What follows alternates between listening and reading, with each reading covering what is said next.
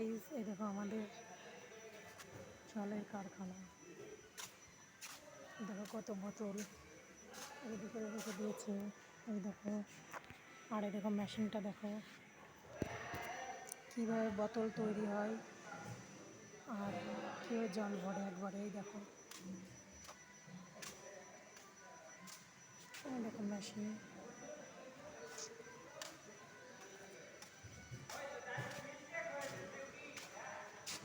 এটা হচ্ছে machine,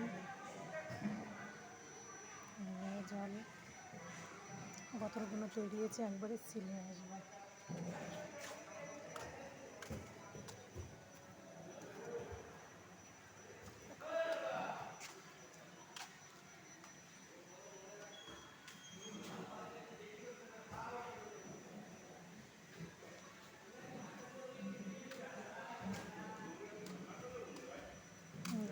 seal.